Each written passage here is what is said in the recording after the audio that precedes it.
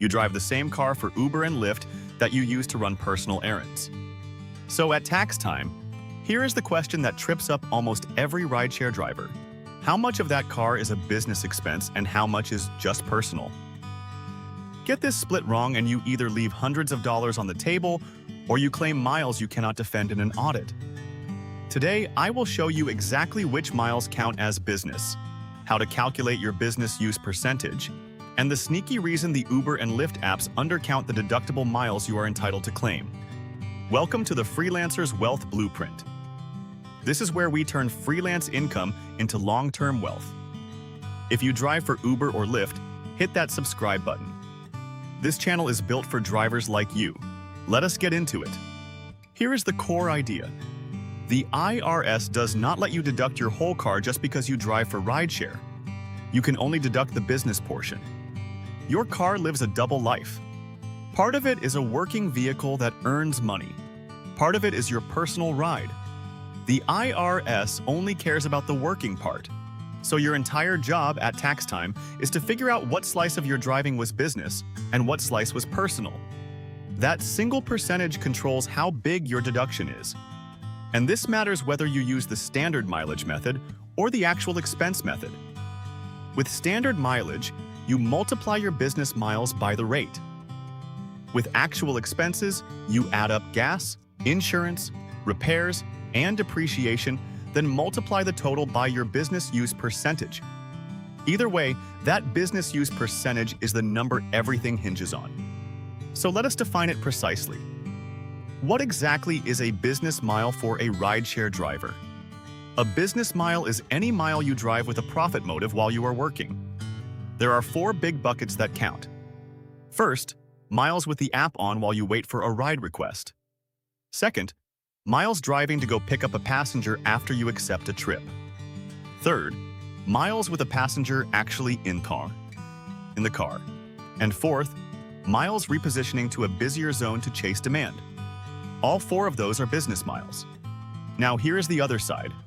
Commuting from your house before you turn the app on is personal. Errands are personal.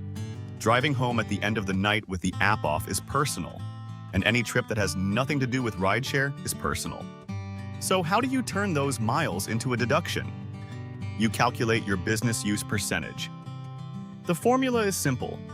Take your business miles for the year and divide them by your total miles driven. That gives you a percentage. Say you drove 24,000 total miles and 18,000 of them were business miles. 18,000 divided by 24,000 is 75%.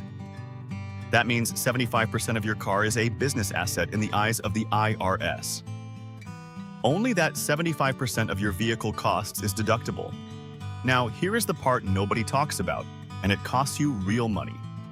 The Uber and Lyft apps do not track all of your deductible miles.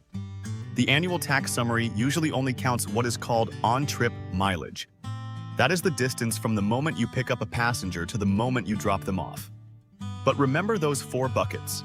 2 of them happen before the passenger is ever in your car. The miles you drive while waiting for a request and the miles driving to the pickup are fully deductible. Yet the app often leaves them out. So if you only claim the number the app hands you, you are shortchanging yourself. Let me put a real number on that gap. Imagine the app reports 12,000 on-trip miles for the year. But your own log shows that once you add in the waiting miles and the drive to pickup miles, you actually covered 18,000 business miles. That is a 6,000 mile difference. Those extra 6,000 miles are not a gift. They are legitimately deductible, and they are exactly what separates a driver who tracks carefully from one who just copies a screenshot off the app. Let us run the full numbers. You drove 24,000 total miles, and 18,000 of those were genuine business miles. That puts your business use percentage at 75%. Now, the 2026 rate changed partway through the year.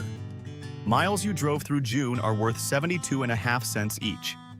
Miles from July onward are worth 76 cents each. So a full year of driving uses both rates.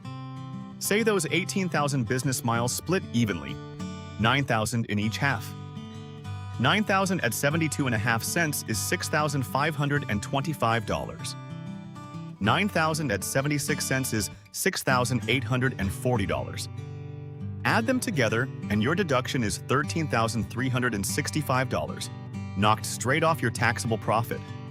If you had claimed only the 12,000 miles the app reported, the same split math gives you just $8,910. The careful driver keeps over $4,000 more simply by tracking the right way. Now, a quick word on the actual expense method, because the same percentage drives it. If your actual car cost for the year were, say, $10,000, you would multiply that by your 75% business use figure. That gives you a $7,500 deduction. For a newer or more expensive car, actual expenses sometimes beats standard mileage. But you must pick one method in the first year you use the car for business. And once you start with actual expenses, you generally cannot switch back to standard mileage on that same vehicle. So choose carefully. Here is the rule that protects you. Whatever method you use, your business use percentage has to be backed up by records. You cannot just guess that you drove 75% business and hope it holds. The IRS expects a contemporaneous mileage log. That means a record you keep as you drive, not one you invent in April. This is also why a separate personal car, if you can afford one, makes life simpler. But most drivers run a single vehicle, so a clean log is your protection. Let me show you what that log needs. It is only 4 columns. First, the date of each shift. Second, your odometer reading at the start and the end. Third, the purpose of the trip, meaning was it rideshare driving or personal? And fourth, the business miles you can count toward your deduction. You can use a notebook in the glove box, a spreadsheet, or a mileage tracking app that runs in the background. A real log beats an app screenshot every single time because it captures the waiting and pickup miles the platform leaves out. A few common mistakes to avoid. Do not deduct 100% of your car if you also use it personally, because that is a giant red flag. Do not claim your commute, even though it feels like part of the job. Do not mix Uber miles and Lyft miles in a way that double counts, just add up the real miles once. And do not throw away your records the moment you file. Keep your mileage log and receipts for at least 3 years, since that is the window the IRS can look back and ask you to prove your split. So here's the bottom line. Your car is part business, part personal, and your job is to find that exact split. Count every business mile, the waiting miles, the drive to pickup, the passenger miles, and the repositioning miles. Divide by your total miles to get your business use percentage. Do not trust the app to count it all for you because it usually undercounts, and keep a clean log to back it up. Do that, and your deduction will be both bigger and bulletproof. If this helped, hit subscribe. I will see you in the next one. This content is for educational purposes only and does not constitute tax advice. Consult a qualified tax professional for guidance specific to your situation.